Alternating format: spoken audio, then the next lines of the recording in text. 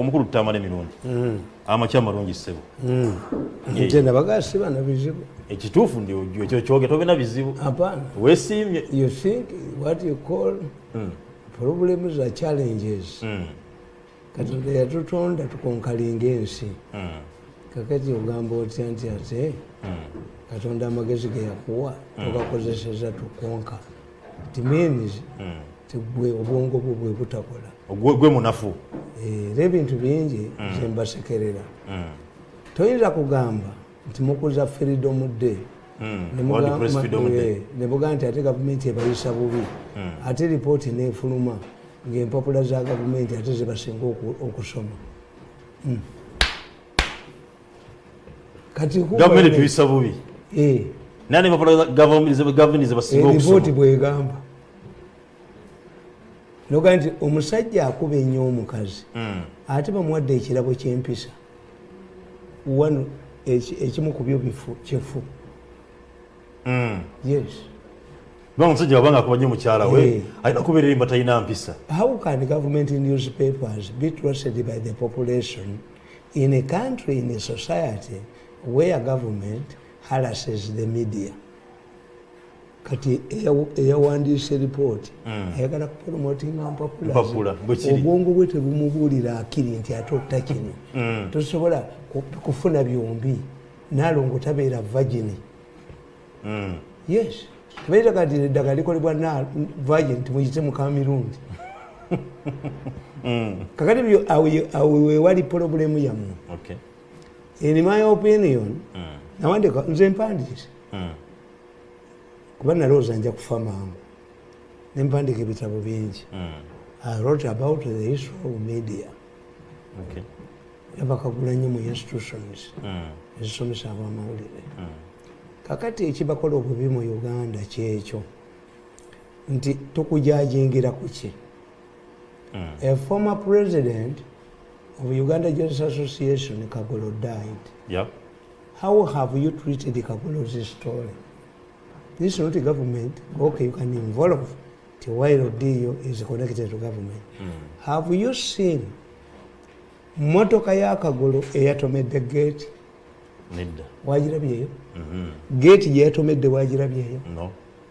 Omulambo gwa Kagolo gwe tegwatwaliddwako mu postmortem nga gutegebwa ku pick up. Gwatwaliddwa. Anti ekifaananyi kiriruddewo.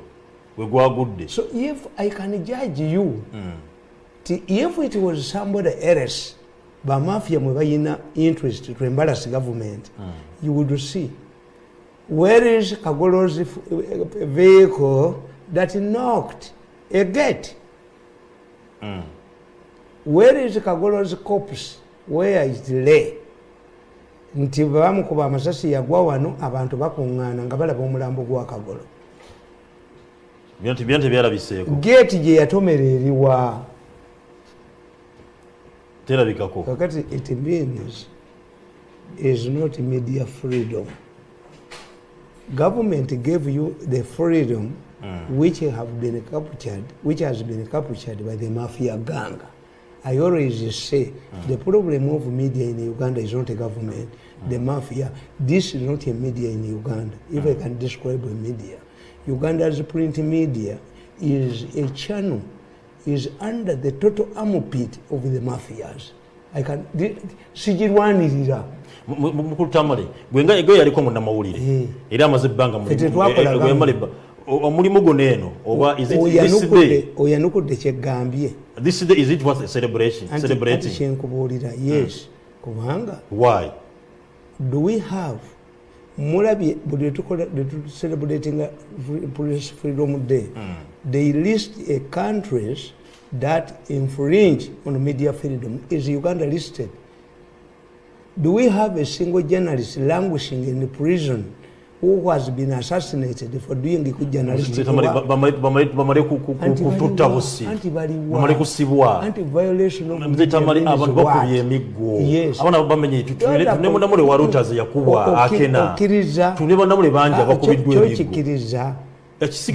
you know how many journalists die in a year? Get the statistics. How many journalists die in a year? Worldwide over Uganda. Worldwide.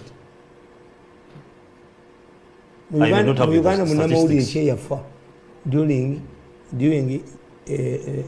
during his journalist Tamale tumale kufa Kagolo yafa telling tumale me kufa nti Kagolo bwe yafudde you are on. It was according to your stories bukedde one that Kagolo knocked a gate. Yeah. Where is the knocked gate? Kagolo's vehicle knocked a gate. Where is the damaged Kagolo's vehicle? Eriwa. Ebifaananyi tebigikwata. Terabikako. Omulambo gwa Kagolo gwaguddewa. Kuba amasasi bwe gamala okuvuga normally people come. Kabanga lyatutte omulambo gwa Kagolo mu mochari tebagukebedde eriwa. Is your own a former president of Uganda Journalists Association, the oldest. Uganda Journalists Association was started in 1964 by Chintu Musoke. They went to Ghana, Panegundi journalistic organizations, they found out tibanabwe bonna bazze n'ebibiina byabwe Kintu Musoke, Bagenda Mpima and others who went there, went outside and formed the Uja 64. Awo nyini. Kakati kyenkubuuza emmotoka ya Kagolo yatomedde eriwa. Mzee Tamale lisinza jikula. Gate yatomereddwa simanyiwe eriwa. Lisinza jikula simanyiwe. Nende kijjaawo. Ebe ne wono byembuuza Mzee Tamale. Tebijjo ne banawuli bakulusanyiziwa. Kakati kankubuulire. Kagolo was never killed at his place. This means Kagolo was kidnapped on the way. Mzee Tamale. Anti biriwa. Noyogera mu bantu noga nti emmotoka eyabadde mugoba okuva emitiyana nti ye what do you do, what should the sensible man do? Paka the police side, police station eriyo asanda bemmotoka engoberera nga nziyeyo omudumu ati gwogulina gwogulina benyondo nganji bwembeera nze nga ondaye emmotoka engoba kati gwatayina stop at the nearest police station yeah oba petrol station from mitiyana emmotoka edduka gye bagoba tekuba ng'ombe. Kakati media yammwe mugitege nfu. You have a dead media. This is not a media, it's a but created by mass what? Communication, we call it a media. You tell me, did the government tell you not to publish the knocked vehicle? We don't even know in which vehicle Kagolo was traveling. And the government and I'm asking you, has the government prevented you from publishing this? Abo bakawagga waffe tebalivuddeyo nga balamu. But what access kuba tutuuka ku nsonga ezo ligamba teboogeranga ekigambo siita gusi mulumbe lwange boogeranga Museveni. Yes, gavumenti ekiikirirwa bagikubirayo ewammwe. Nze mpeza abaana nkaaga emmotoka za gavumenti zonna bajja kuzookerayo. Banze I don't believe in pretense. Kawagga yakimyeyo ki mukuzika kw'omugenzi mitwalo 8 famire yaffe ngaetwala emitwalo 8 andike kajogojoga ako omuntu afudde olese emitwalo 8 nedda issue yammwe you are highlighting nothing, which means Museveni when he came era akatabo kange ako singa bakaleese nkulaga ti Museveni established a free media kubanga one of the benchmarks of judging democracy is a free media. Media yennyini ye eringa omulwadde gwe bawadde eddagala n'atalimira. So if he dies, which he dies, does not blame the doctor. Government has created, I feel proud that I worked with a government that believed that it protects media freedom. Sure. Yes. Government protected media freedom. What you were saying, because you are not trained. Abazungu batukola ekintu kibi. Because the Europeans to come to Uganda, they were responding to a letter, Mutesa's letter, to the Daily Telegraph. What do you get a katabo uncle government kalimu? The history of media in Uganda. The issue of media in Uganda. Kakati abazungu bwe bajja wano bategeera bajja bamanyi the power of the media. Okay. Unlike other professions, we did not have a training institute for journalists. Many people who joined the journalism joined it out of passion or out of anger. The veteran politicians, veteran journalists were never trained. In fact, we had a belief that a journalist is born, is not trained. We didn't have a training institute of journalists. There was a lawyers, medical doctors, but the journalists had no, because it was believed journalists have training. Abazungu bali batamaze okutegeera a pen is mightier than the sword. Okay. Kakati ffe tetwafuna training. Era waliwo omu ku basajja abakulu wano yaswala yagamba nti alina diploma mu journalism nga yagijja Makerere University. Teriyo. It was after Museveni's coming that Makerere University introduced a degree course, mass communication. Mass communication and journalism are different. You cannot teach journalism when you don't have a newspaper or a radio station or TV. An institution must have those three elements. Because journalism is practical. Kakati tuina trained journalists. The 1995 statute recognized journalism as a profession at par with the law. Era bwogende Makerere, marks za law zifananiza mass communication. Nemba gwamba era etteeka terikola. Nabagamba the problem of journalists is because they are not trained to their poor.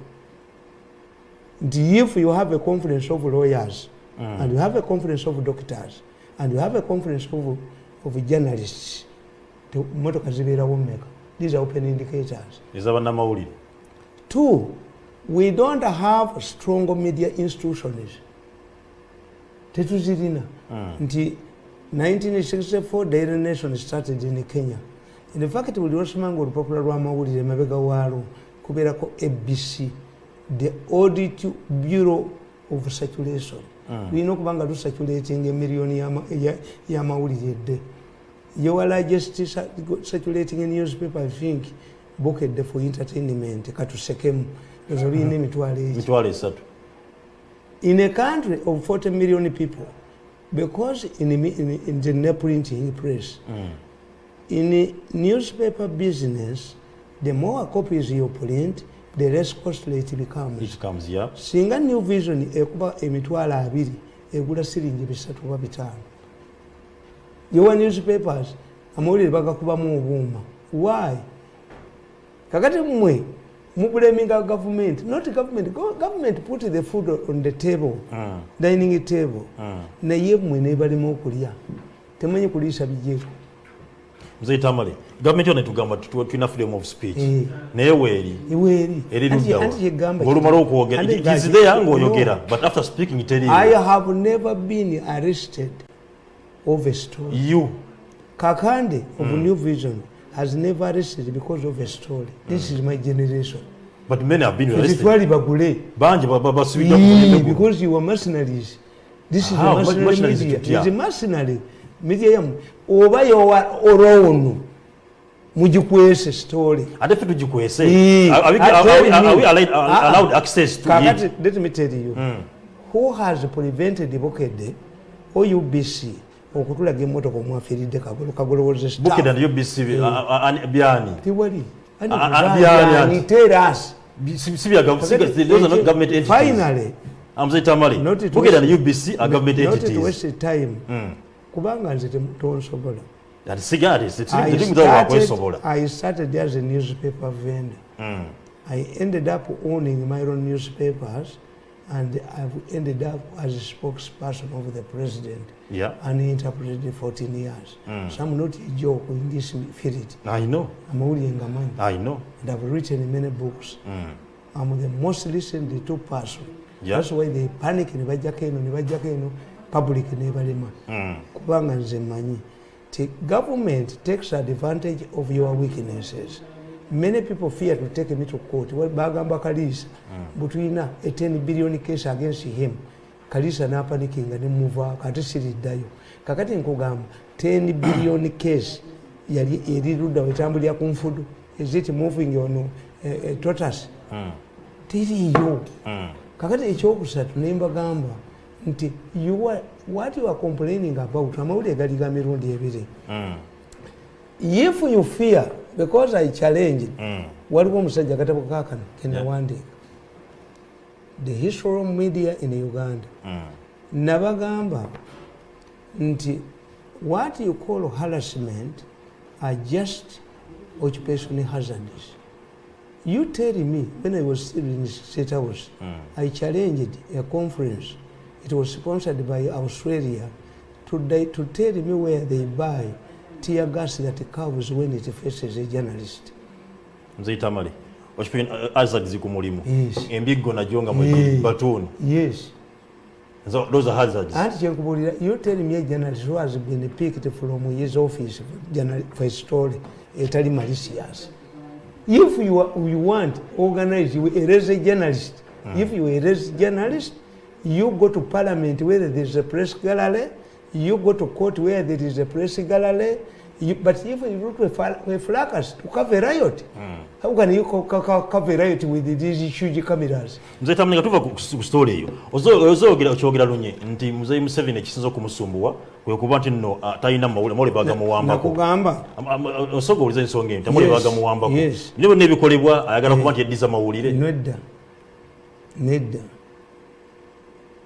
Fe bwetwabeerera mu mawulire tokugamba produce me before court. Yes. Batutwala mu court batukwata. Do journalists diplomats in their own country? No. Journalists enjoy freedom because they sign a covenant with the population. They give a platform to those the downtrodden. See yamu. Temina covenant na bantu. Media were the forces state. That was advanced by a French scholar. If it is a forces state, let us see which state of the country that do not have regulations. You are not responsible. You are not trained. Your problem is training. Your problem is to think that you are diplomats in your own country. Your problem is the poverty. And the problem, there is a new development of using journalism as a launching pad into politics. This is what I said in my book. Some journalists are actually politicians. They use the media as launching pads for political aspirations. At its inception, the Monitor had enormous public goodwill as a voice of the voiceless. Before starting it, the resignation of its directors from Okere topic had been prompted by an issue that concerned the ordinary person. As senior editors, they boldly stepped into rough showed about the king, the Kabaka. Aba Monitor bajane goodwill. Bawandika story mu Okere topic nti Kabaka agoba abantu mu ttaka. Kintu musoke ba directors kintu musoke kirunda kivijje ne bidandi. We are looking for political officers. They could not antagonize Mengo. Ne babagoba. Balonchi olupapula lwa Monitor nga lulina goodwill. Ne baluzanyiramu. Okay. Yes, baluzanyiramu. Ne mbagamba ekyokubiri ekyonoonya amawulire gammwe. Nti tulina checkbook journalism. Kakati mbagamba wano ekyokubiri. Media and opposition politics. A pertinent question today is, in absence of political pluralism, should the media take the position of the opposition? In America, scholars say yes. However, they say that although the media must assume overall responsibility, the media should operate alongside the judiciary. I beg to differ. Politics is crude. It's a dirty game. While journalism is purely a profession, you cannot say that if a country is short of men who are ready to marry off spinsters, then we should force Catholic priests to marry. Opposition is weak. Eddira amawulire negakozesa mwene muvaayo ne mukolanga opposition. In absence of a strong opposition, the media will alternate, which is wrong.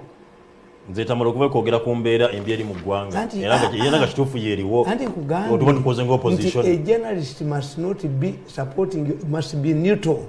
Yeah. Yes. Era I'm a neutral man. Kati wemambu nengambe kajogere ku nguudo embi eziri mu ggwanga olwo mba nkoze opposition. I had people who bw'ova noyogera ku bamafia abali abasula gavumenti oba ofuuse opposition. You know that there was a meeting in Uganda where they sat and anointed the success of Museveni 2 days ago.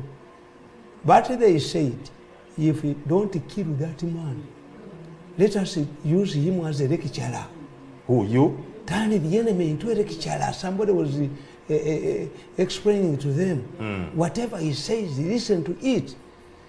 On Saturday, when I was on my PAL FM program, they were listening and arguing.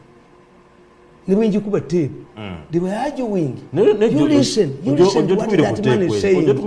Kakati, bagende wa president, but candidates from Buganda went and met the president from Mumpeji, Wakisa, and they told the president, your son has crossed the red line.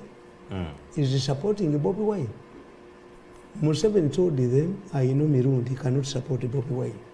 Go to the next point. Why do I have this credibility? Why is it that even Bobby Wine, when he got a party, Irangami? Kubango vana yogera amazima. Ngabe gaino kubanga gavira. Nina fiche tukola. I know if you, but for you take sides. Which sides? A media, mu America, chirikiria.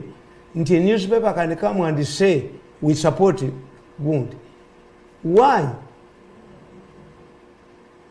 Boba yo media yabwe bweto bweri era America bayina kye bayita libertarian theory. Libertarian theory was developed by American scholars. Allow the media to say whatever it does because the public can decide. Oba balimba oba tebalimba. Mu Uganda tekikolamu. To allow libertarian theory, it means that a media at an advanced level, what does it do? You create a marketplace of ideas where people can come and buy.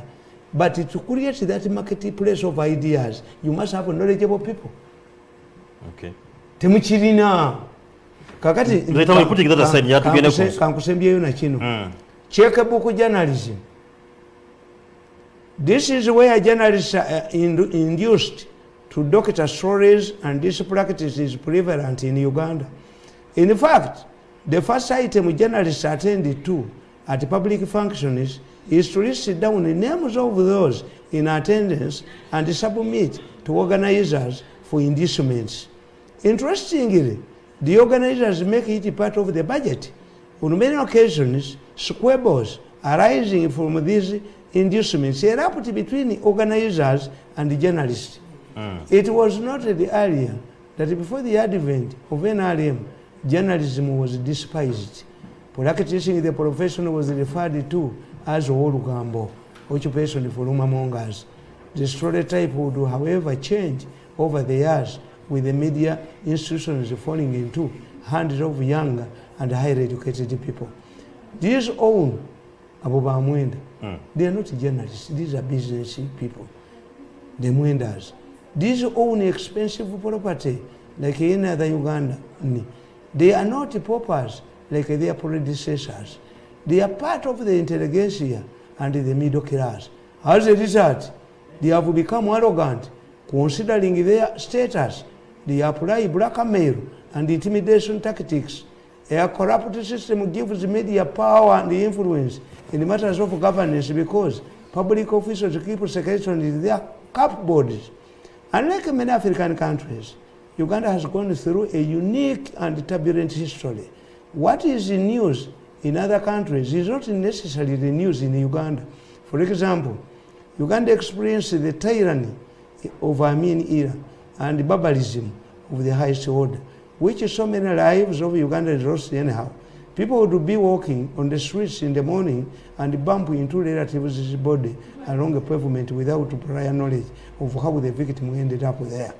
Obote's soldiers raped women in front of their husbands and the children during the 80s. It is a country where Joseph Kony chopped people's lips and slapped padlocks onto disfigured body parts. It is a place where rebels cooked people in reports. It's where this and happened is in total this news anywhere. Kakati mwekimuliko bannayuganda balaba ebintu abaganda bakugamba if you want to lose a sex libido produce many daughters. Why? Because these daughters expose their nakedness anyhow, and once a man is used to a woman's nakedness he loses libido. Kakati nammwe bannayuganda balabako abateereddwa mu Uganda okuba mu sitole n'ogamba nti nsi ki gy'olaba mu sitole nti a minister of internal affairs comes to parliament and reads a list of people detained who have never been produced to court when the constitution provides for 24 hours and they don't change the law. Then another leader of the opposition in the same parliament says these people are missing. It is Uganda. And it does not make a headline. Kakati mwe, because Ugandans have seen whatever is sinable, you have resorted to corruption, you have resorted to bedroom affairs, you have resorted to trivialism. Wow, and so you got the body, you know, give up on Enga Fanam to condemn Namawili, some government, everything get you some, never told even never security, Berengamu some, Bera Yokubati, Namawili, but probably now what them say too much to Sako enough to work on Tulaga, Amazamagatambra, Guanga, you do about cigarette question when number one to against giving no Tamale, got to put the consumption to our knuckle, I challenge a Ugandan newspaper to tell us whether government directed them not to publish the photos of the Kagolo's knocked vehicle and where it is, the gate that Kagolo's vehicle knocked, and where Kagolo's body was found. And a photo how Kagolo's corpse was delivered for postmortem. And government is controlling media. I take up media. Mumaze banga mulwana. Government baddo chogiranga wano. Controlling Juno Mulombo Kawagga no ewafe bali kubiddeyo Kawagga tewali ogereddeyo. Era tuvandira Kawagga yagenze. Government ali ogerera ku lumbeeru wange tali bajja bakubirayo ne motoka bazoki. Onako nga lumummeiro na kulwa abakozi Labor Day. Ate government ebaganya ate nga Kawagga mwamwogeddeko. Ne batwala n'emitwalo 8. Mitwalo 8 mugitwala mu bantu. Emitwalo 8 kujoga bantu wafoleta ya mabugo bani babatirayo muli nyanga ye wafenga mfudu boboyogera sometimes wewuliriza yes oyogere no gamba lupapula kyo lwakoze ekyo anti nkugambye lwani anti kyenkugamba silwa government anti kigamba government yabaganye naturally out of curiosity any journalist who did elementary journalism twali agadde okulaba emotoka ya Kagolo yatomedde geeti netwagala n'okulaba egeeti eyatomeddwa era geeti ya muli yaki eyeggudde ne bamukuba amasasi. So you see evenga tuyitadde ku bbali olunaku lumu nga mmeira olunaku lwakozi yalire badde mukutamwe na oli musajja mukozi abakozi bangi tulina mu ggwanga olunaku olina SST mukusiya tu Uganda Uganda ali odina erumu yambaki oba tuluselebrating nebyo byonna temubitegeera. One, how did it come about? The Labor Day? Yes. Let me tell you. Once you see a country running on a private sector, it remains politics. Even the Labor Day is politics? Yes. Just politics? I did the trade union. I was offered a scholarship by an organization called the IFJ, and I was given $500,000, I think 50 or 20 years ago, to start a trade union in Uganda. I failed. Nze natandika UJU, Uganda Juniors Union, inga tekola, because I know the factors. Okay. Nti tuyina kye tuyita collective bargaining. In Uganda you cannot. There are people who are willing okola mu institutions z'amawulire nga tebafuna musaala naye nga bali akayinja kali kenkugambye kyolutuukayo nga muwandiika amannya gammwe nga babawo emitwalo ebiri temujja gaggawala mulyanga bukolwa. Omwana bw'aleeta sitole ye eya corruption nga editor akuba essimu nga bamuwa ssente, how many journalists have been sacked? kakati nkugamba ne Labor Day. Let me tell you, I laugh at you. How can you have representatives of a trade union in the government? Abachikia trade unions, nenga bali mu government. Bali mu government. In Uganda, all of the 5 or more representative of trade unions, not who are part of government. So how can it? The reason is simple. That how can we attract investors? We can attract investors for cheap labor. We can attract investors, factories that have been chased from Europe. Who are polluting the environment. Ati bajjawa ndio musajja ajjawa nokubanga mulowooza nti Bible yagamba nti buli investor akola mu Uganda. Museveni n'ateekawo 20 investment parks ettaka ne balituula kubatunda tunde. This is why what exposes government, look at 2 scenarios. There is an investment park at Nambo, at Namang. Why is it that the Chinese have established factories in Chibole's constituency? The land in Chibole's constituency is cheaper than this land which is supposed to be given free. Baba wemula, baba mulisa, aba China baba mulisa. Why should the Chinese get a white Chibole? Olabama company gaba China gali mu constituency ya Chibole. And why should the Chinese investor leave free land? Because an investment park, it is a strength of Aziba. Museveni had negotiated with the World Bank, where they will fly over, and as if a ginger zita wa kurusi zita wa solo good and never baba nasasi. Abali mu ministry. Kakati, why should we have Chinese aba invest in the Wachibole, ngabakula mairo land, nene batajja kutaka lya bwerere. Which means this land Museveni bamulimba tebalina ttaka nambo kubanga ettaka bakugamba you hold it for a number of years, if you don't develop it you return it because it's free land bonanza teriyo. Kakati nkugamba how do you attract investors? By investors bemuyina mu Uganda, these are crooks who cannot be allowed elsewhere. These are people who are taking advantage of your weak laws. Kakati trade union had to be measured. Do you have a strong trade union in China? No. Do you have a strong trade union in Russia? Because once the trade union, the workforce is organized, it means they will demand. Naye omuntu ekyuma gwe kirumyeko omukono wakomanisi kundi compensation bano abakoze abakiikirira abakoze nga bakiikirira mu government. Can you choose workers representative in government in a ruling party? Then you are doing something else. Let me tell you, ekibiina ekikulira abakozi Kenya which is vibrant kiri mu Kanu, is it part of government? No. Yes. Kati ebyamu biri hapo kiriwe ekityo temubyumbuuzanga kiriwe ekityo yanti kiriwe ekityo because the intention is the runners know that if you have a vibrant trade union that will demand bakwata abaana 10,000 ne babatwale wakana nasane agowa, they were never unionized. Abaana 10,000. Yes. What you have to sell to investors is what you call Museveni's land bonanza. Kwa yakitegeera ti in many countries you create an investment park with infrastructure, with everything, and some countries they have even buildings where the investors come and to get a competitive advantage. If I'm going to produce for this African market, then how come that mboza ba mirundi bange, where should I, if I have 2 million to invest the Uganda babbi bali enguzi buli wamu wonna Museveni byalagira tebabikola kakati badakawo eyo tu nti we need a gundi mujita mutya an average mujita mutya omusaala income wage, minimum wage. Does it mean that every company makes money? Before you demand money, I'm a trade unionist.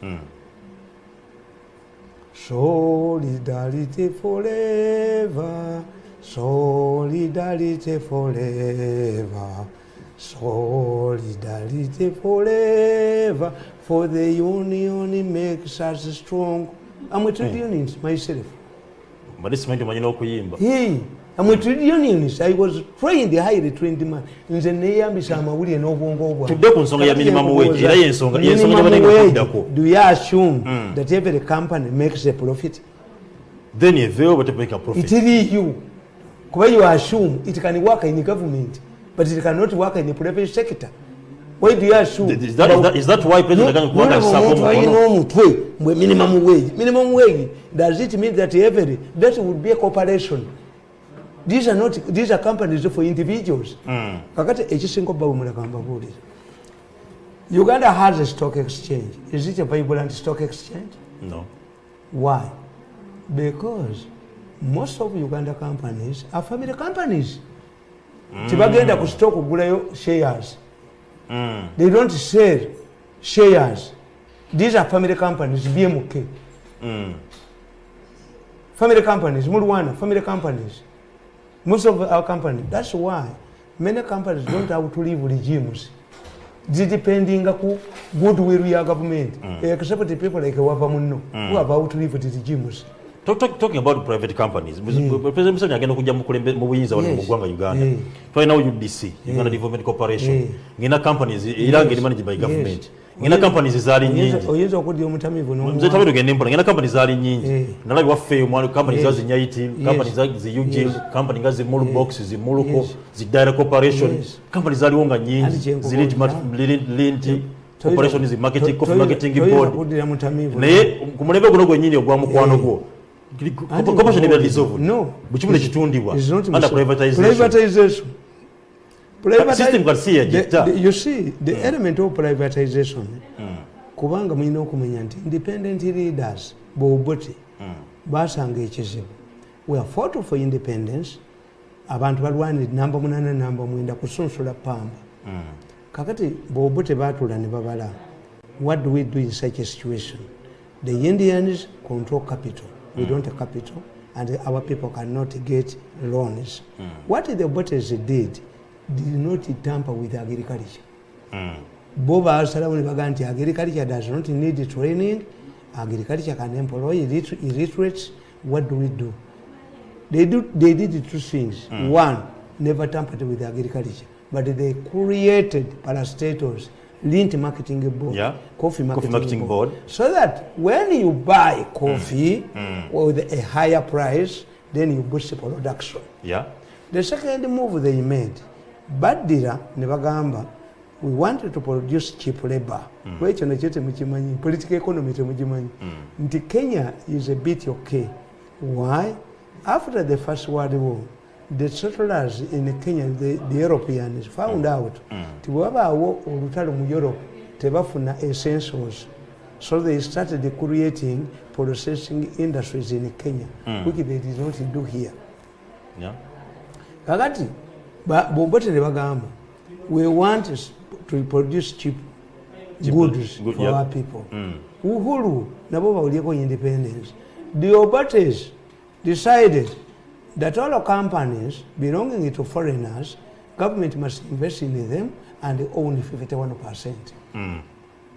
Never take a cent.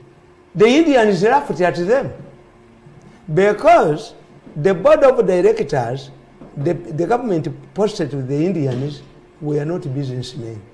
The Indians were operating on business acumenship, but a guarantee every year. By the time Museveni came here, buli mwaka government yajanga sente mu national coffers for crop finance. Bagule ebintu. Nga sente zivawa. Museveni n'aleeta ruling n'agamba, in Africa, everybody who dies is buried. All of the companies that don't make a profit must be sold. But sold to who? Era bamuvunaana. In 1980s, we had the powerful people from Ankole. There were Kasisis, there were Rangalangas. But the Banyankole were powering the milk. Never muzigo chagulaba. Ubanga Denmark yali to what they amata. Tiba mikisinga. Data corporation mikisinga. Amata agobunga gafuderudawa. Denmark. One decision, a president, nti direct corporation bamugaye egitunde ennusu emu. The problem was not money. Privatization was mishandled. Twalina foods and beverages. Omusajja nga bamuyita Mbabazi atali ono Mbabazi yagigula miliyoni 8 naye ng'eyina egundi mil kola gundi engane kola obungato gundi tip top ng'eyina politika siwukira gye yagula ng'eyina amaduuka gonna miliyoni bagibba. Look, I read his book. Is crying crocodile tears, which Kaire was in charge of privatization. He messed up privatization. Some of these people cannot talk when I'm around. Negative, bitter, you were given an assignment which you failed. Mr. Tamale, if Museveni had... No, even if at one time, when Dr. Lugunda was Minister of Transport, later and beyond, yatuwa emipira gwenda payers gwenda je emipira emeka waliwo Amin yateka we UTC.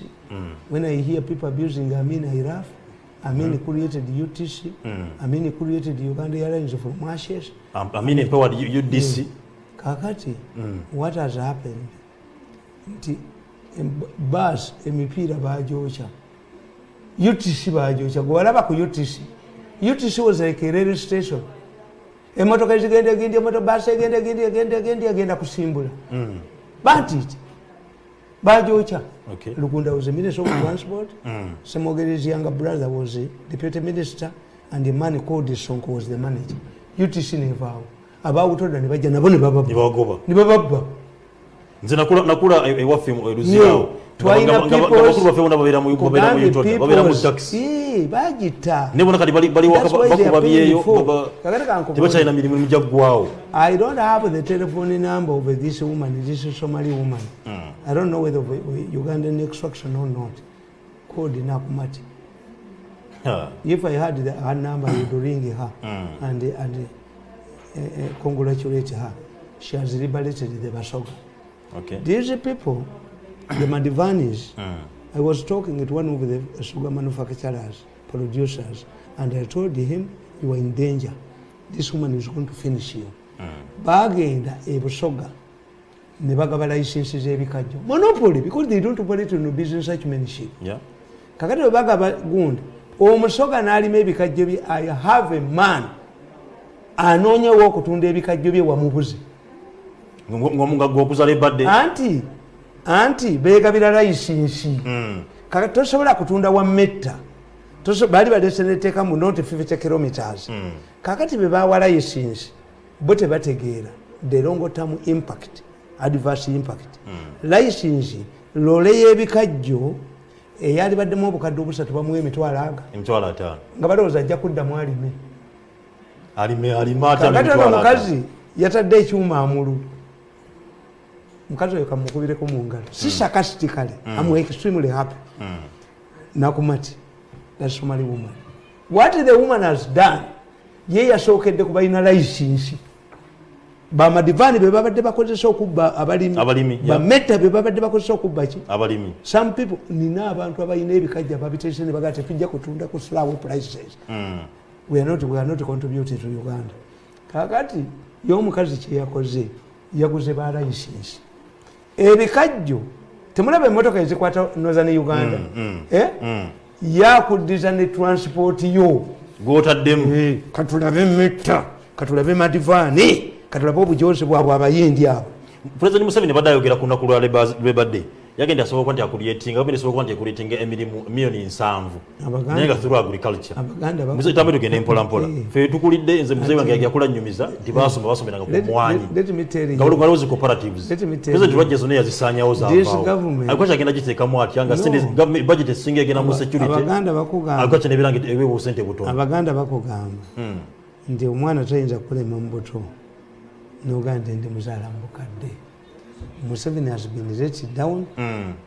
Gondi aluzigireko wano. Museveni has been let down by his people. Nti Ugandans are easy to govern. Jigwa chato ikumide kwa na Quest TV butere mu Sharp Talk nange tatiki nkata muno Tamale Mirundi. Era nga sigenda kubanga mbalu isangena kuwanzira jana. Kakati nkugamba nti when Museveni came, yayagala to reduce cost ya government. Yeah. Na privatizing and take a full minister of privatization. Nga yiruchikaire. Era ono gwemanye waffe. Mugazi gumita ane mugisha ekimuvumya government mwete mukimanyi. Ane mugisha yali personal assistant wa Luchikaire ne bamusensalinga. Nali obuuka n'agenda mu for this. I know all of these people. Museveni n'ateekawo a full minister of custodian board. Kuba custodian amini bamulimba. These assets were not nationalized. Yeah. They were put under a custodian. Nti balikomawo. But yeah. Bankambo Mugerwa balule balimba amini. Agati Gondi custodian board president nasalawo n'agamba. We are religious people. We are Christians. We are also Muslims.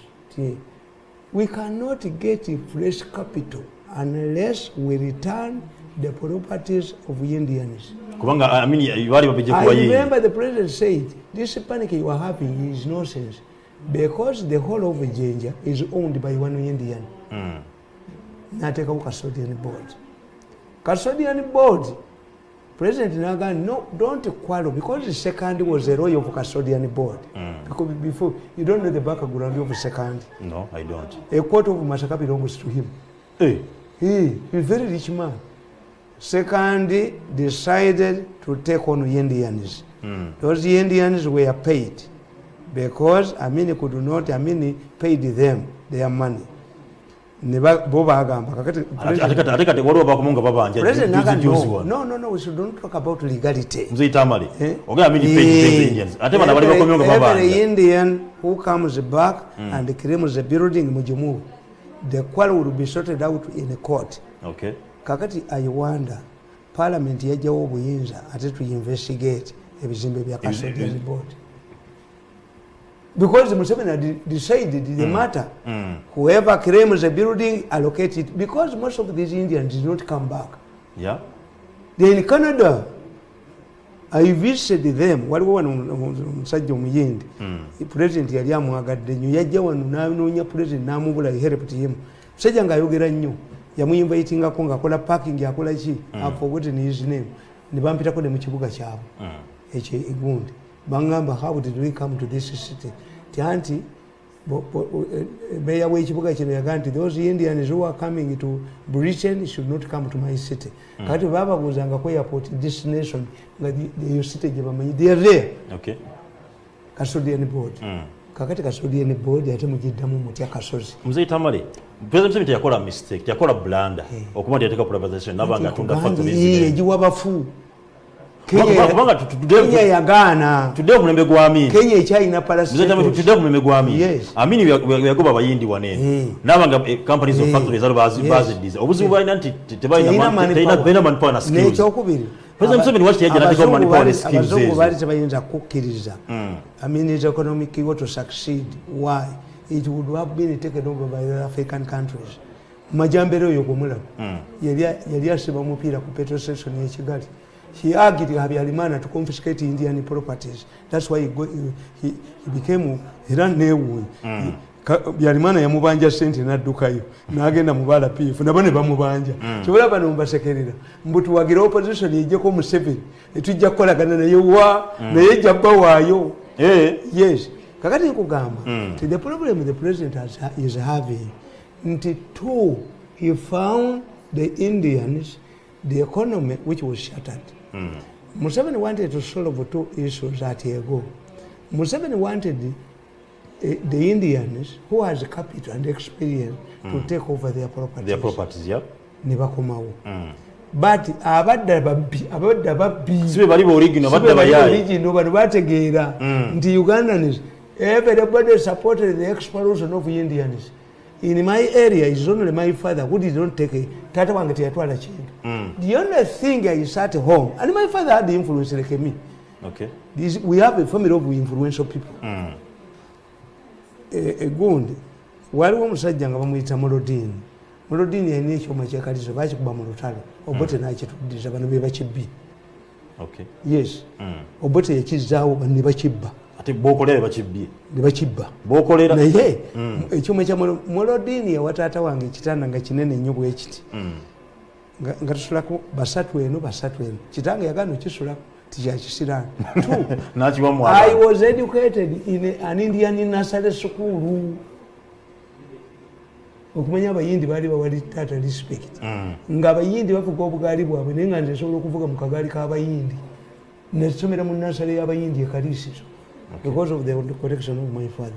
Kakati problem Museveni gye yafuna, he wanted to colonize agriculture n'ateekamu abantu be ne bagibba. Yatugamba genda creating emirimu milioni 7 mu agriculture. Kakati agriculture nadize ekoze eki wealth creation ensigo bagaba nfu. Yes. Anti nadize nkugambye kyomutamivu toyinza kumabala ya mwenge bwe dasa malisi yabali most corrupt nabo polisi baliko anti bobe ba suppliers baga emwanyi nasale zabo muwogo bamulete enkube maze okutonya echi I cannot blame Musale. He is a soldier. This requires people who are change agents, a person who did mass communication or psychology. They in a change agent until the Robocoko no woman said and move out of Tabudam. Not the rent in a bajibba. The better of Masasi. Kubanga bo echibariko into Enkoko Bazibba into Bazibba. Kakati ekintu kya Museveni bachi paralyzing. Kakati unlike Obote who did not tamper because Kiwanuka tried. Kiwanuka yakwata reserve z'eggwanga n'agula emmwanyi. Naga nti beye emmwanyi erinye mu production. Kyobulaba nti bwogenda e Masaka waliyo obupikipiki babiyita BSA mu maka bukyalimu from the 60s. Kati Obote bwe yajja naga nti Kiwanuka is investing in Masaka because he comes from Masaka. Masaka has lost many cases. Abaitali bali batuwadde isairozi nga batuwadde n'ekyuma ekikanula ennaanansi. Kino preps bakijja yindi. Ne bakiteeka mu musana ne kyatika. Abayirani bajja ndowooza ne bagenda. Ne good pineapples teziriyo. Kakati Obote n'amugamba nti if we use reserves to boost coffee production, what will happen if we deplete the reserves? Obote naga no. I'm a socialist. Let us allow market going. Kati Museveni ajja atampalinga na agriculture. Nenga tayina ba disciples. Okay. Nti emmwanyi cooperative zabbanga abantu. That's what I've explained. Crop finance. Yami nateka ku marketing board nti emmwanyi muzigule mwina ne stores e Mombasa mwe kakati bwe mulabanga gundi muwendo gusse as government we can to continue production. Kati ababbi ne bajja olaba bali bagambye munetaka olimire mwanyi bamala dikebere n'abali bamala kuwera license. Are you telling Ugandans emmwanyi tuziyita kibooko lwaki Abaganda bali memmwanyi lwambo tuziyita kibooko bwe kiri. When cotton was introduced in Ankole abanyankole basiga cotton seeds ne bagamba abazungu nti wantamerawo abazungu nabo ne babasalya amagezi ne bakuba ente zaabwe ebikato ne zifu. But you cannot tell Muganda nti coffee kakati coffee bamutandika amateeka basempijja kuba balowooza mu monopoly ffe tulina okubeera ne coffee fekka nodire mwenyi z'omuntu n'oziyiwa. Lwaki emwenyi z'omuntu oziyiwa gwe zirinde ku sitowa ozimugobye oyiwa zaaki yiwezange bete nti omutu mu lujja lwange. Kakati ekyokubiri Museveni kye yakola ogambe ti tackle two important economic factors at the same time. Bali ba parastatals abayindi sebakomawo. The only Indians who have come back, these are sugar producers. Because never breweries. The rest did not come back. Kakati, instead of surrendering, if government had surrendered the UTC buses to Utoda, what do you need? Cheap transport. Zirimu zibye basi zavanga eno mu UTC nezifulumira mu basi z'Abaganda nga z'abantu balala. Waliwo wano basi nga bagiyita Kayola. Basi bali bagiyita Kayola nga y'Abachina erina n'eki oba eyo yabulirawo. Train yali ekola. Naye kakati train I was embarrassed. Nti president ne bakulembeze banne babagana okugenda ku railway quarters. Train bagironkingira standard ejirero bagironkingira wasudirwe munyonyo ku kaddole wano waliwo bananyiniwo tebayinza kugenda kuleero waliwo bananyiniwo nabagamba nti omuyindi yali agala okukola an inland port ati Malaba namusanga Mombasa nanga nti wamwe sikyadda bansaba millions of dollars oba banjasa omutwe president kakati nkugamba nti Ugandans were involved in the private sector. Yeah. What he has created is trouble. Government nga made privatization nga tefunye bazeewo makolero ate government yalumba ne private sector. Nti if President Museveni today visits Lake Victoria banks kuba ennyanja yeetololiva waffe Mutukula neyeetolola ne Jinja, he will be overwhelmed by the number of widows, the number of orphans, the number of women who have been taken over by his soldiers nga bagobya abavubi mu nyanja ne bakuba amaato g'abavubi kati mukasa akuuma ennyanja ayogera Lunyankole muvuka muto bwati mu kyozi yakuba amaato g'abantu yayavuwazizza abantu. We know you don't teach me anything. I know that even in highly developed countries, lakes are closed. Emyezi egi naye muvuba emyaka 25. This was Nabagant, a mafia misuses a good Museveni's policy to get what he wants. Selfish. Ndikakati wutoda ngene ne babuzo no mukazi akuba abantu mu Kampala. Naye oyo omukazi kisacha aliddawa. Because these people rugawo bakisacha boba baliddawa. Kuba bawano bote bajja kudduka.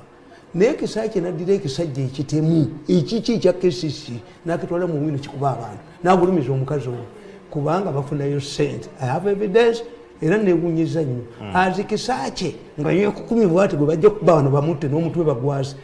Eri tumwinezi aid ziranga me. They have rang me twice. Nebanga we are not, our office is not supporting this woman.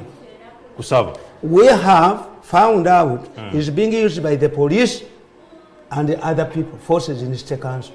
Okay. Tumwine knows the future. Kisake tamanyi. Bajja mukuba wano n'abaana be bulije bafumbira. Ne wabwe tebajja kugizayo. Kakati nkubuuza. Nti why do I intervene? I was talking to somebody. Nangamba tukuwa amafuta. Nimugamba my question is not amafuta. I'm a political scientist, I'm an activist.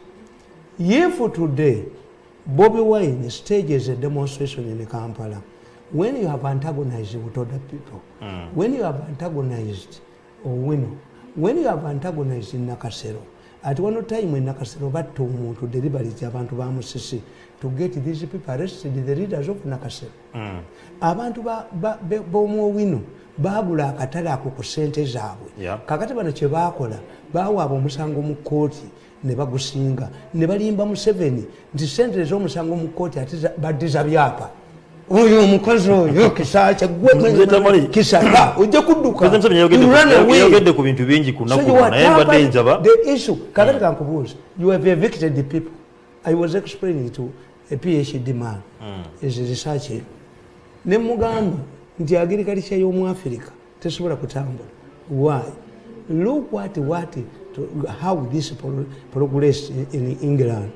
In 1200 AD, there was a black revolt in England. Okay. The peasants rose against the landlords.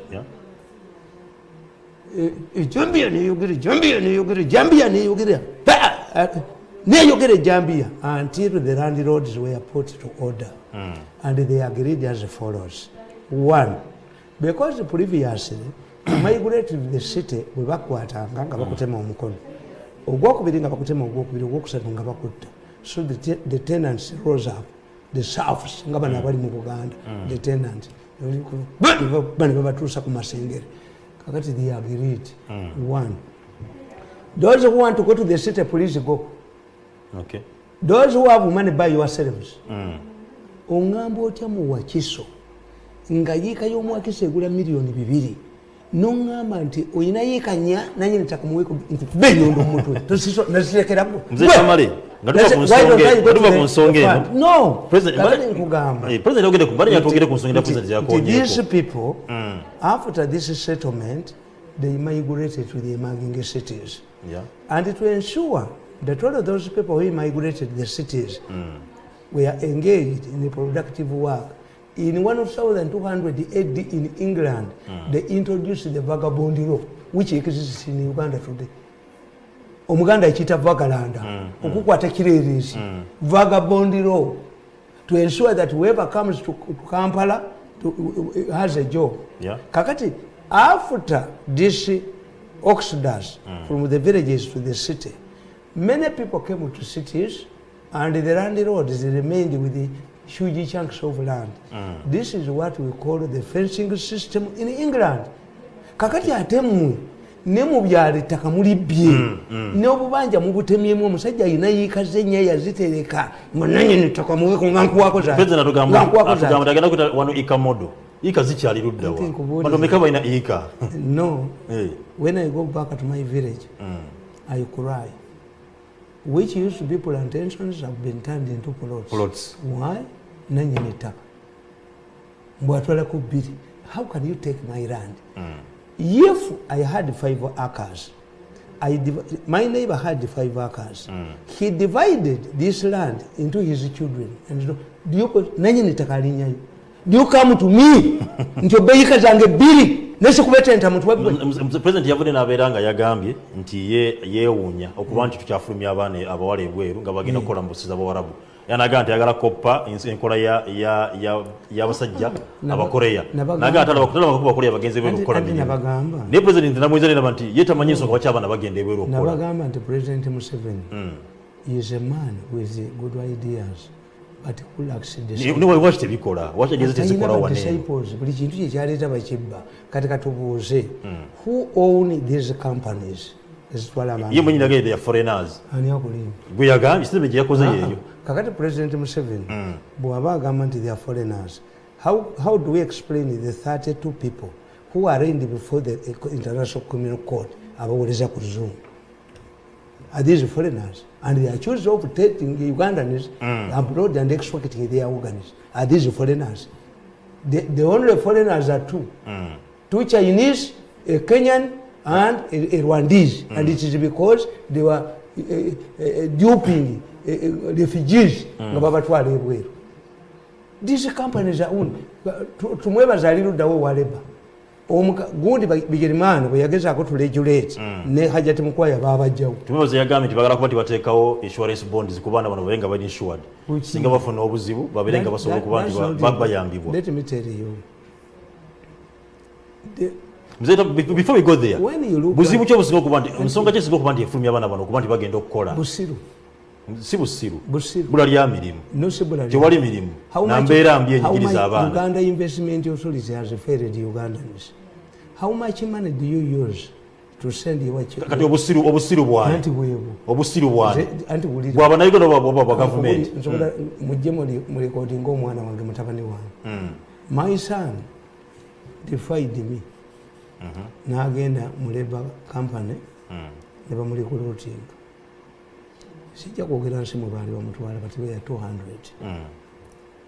ne bamubuuza gwe taata we yaani Tamale Mirundi ono omukambi wa ledi kakati katukole bwe tuti genda ne passport yo ne return ticket ne sente ez'okulyayo ogwo okomewo be yalekayo balamu. Mine came back. You cannot change. This is slavery. It's an embarrassment to government. As Kalolo Kurutu praises Uganda for hosting it is government. Your own people are voting in large numbers, are living. 400 girls are living, 4,000 girls are living in Uganda every day. Every day. As Kalolo Kurutu praises herself, we are hosting. What will the Arabs say? Instead of President Museveni okuva okuba nti avumirira ensonga eyo lwaki takola ku bizibu ebitwala abaana bano ebweru tabimanyi. Takimanyi nti abaana bano abasinga obungi UN yakafulumya report says nti ate mu COVID organs alinye ebbeeyi. Tukolera olukolo nga tumwebaza atuule atubuulire tutuule n'amakampuni ago. Museveni ampa assignment tutuule n'amakampuni ago mwana ku mwana tumwebaze bwatadduka. Mzee Tamale ebintu bino bisinga okuba nti bitwala abaana ebweru abaana bakyasobola kuba nga basoma bukedde Kayibanda era abo abafiirayo naye Kayibanda naye bukedde neddawuni erimba abantu. Nze omwana wange n'abulya enkwata jambiya yange negiteeka mu kkooti n'ennumba we yalinyira naye mwetafumaana kubanga you see bano ate mwana wange Museveni kimukubirayo abantu mu byalo bagamba Museveni is taking our children because these are people who cannot vote him. Kuba banenye ni makampuni bagamanyi. And the government is enjoying. Banenye ni makampuni abantu bagamanyi. And the government is enjoying. Muzeyi yeta gamanyi. Ne banenye ni makampuni bagamanyi and they are not far from State House. Adam ekyewunyisa government enjoying $1 million nga lusa. Ani wali kuva mbana banene. When you go to Ghana, the Ghanaian government gives a visa and a passport for free. Why? Because it will come back for renewal. This is not the case. Nkugambi, every government policy is abused by the mafias. Okay. Yes. Nkukubira akatambi one. Nyanyo kubire katambi. Ngomupakistani ayogera balete simu yangu. Nyanyo kubire katambi. Ngomupakistani one. Ngayogera ne minister.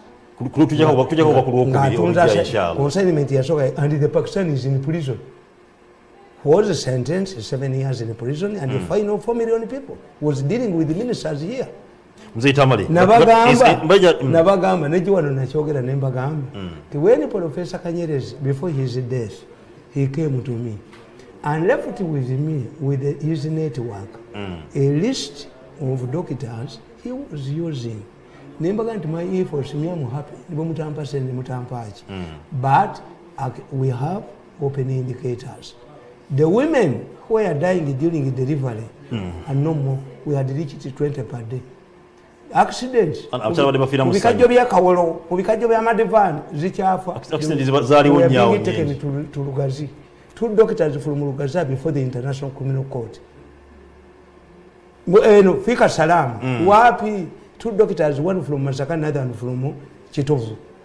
Ebi byali bikola artificial. Abantu abagenzi babakule. Accidents zali planned yezo. Yes. So which means the Baganda have a very good proverb that oluna tawaka bwalumuziba nyindo. Nabaga nti when Museveni retires and the new government institutes a commission in his government, it will be overwhelmed by the findings. Wow. Gatoka ku retirement nina agenda kubanga damu okulaya. The intelligence yonna eri fake. Nabo ba trading. Yakuba mwana nge sijeno. As you wish him in retirement. Jeno tali linyako bweru. As you wish him in retirement. Agenda kuba damu okulayira ngenda kusomeza 12. Nenga bino kize n'ebintu bingi. Okuba nti okulayira kujja. Polisi yavudde n'eraga nti nno wano UPDF veneraga nti waliwo akakundi. Kati sizo kwa kachankananya okulayira kwa president. That's completely irrelevant. Polisi n'omukulu yavudde n'ayogera eggulo enanga owa polisi n'alaga nti waliwo abanyabufuzi. Yotajibwa ko hadisi. Epozi wanga tajibwa akadi. Let me tell you. Yaze n'agala waliwo abanyabufuzi. Where do you find? Abantu bali bachankanya okulayira kwa president. Where do you find in Africa where the opposition concedes a defeat? Will it be in Uganda? Except in Uganda. So am I surprised that when can I come up as a spokesperson of government, of the president, to tell the people that some people are planning to sabotage, and in fact you are fueling it. And what amused me, Mzee Tamale, ya quoting around ensonga eyo era balabanga etambula ku social media. So social media yagibwako information okubantu no police kujja intelligence. Kakati kyenkubuulira. Bo bennyini be balina ba bloggers. Abapolisi be babyeteerayo bapanga lukwe Museveni abawe sente. Leka naawe. They don't know the impact that if the police, an authoritative organ of government, if UPDF, an authoritative government, you have the 12 ban, which is threatens the leaders, why should security allow its president to come to Uganda when you are not talking about Wali Shahaba? Mwe mubyogera ebyo nga naffe mu Baganda bwowasa bajjajjaabo balemera mulyango era Bobi Wine kakati Bobi Wine yagala ekintu kimu to overshadow Museveni's swearing in ceremony. Kyovolaba nti this is the appropriate time for him okutuuza meeting kati abaprovoking era mu kubettiya gas kite kiri ignore him. Ignore before you come to that. Police erega njagala kubanga erange scaling up curfew. Tayogere nanga muvuddeko njogera police. Njagala kubanga scaling up curfew. Curfew abirenga ddawo. Kubanga olugamba nti akonga keyongedde. COVID-19 yeyongedde. They undermine. You see,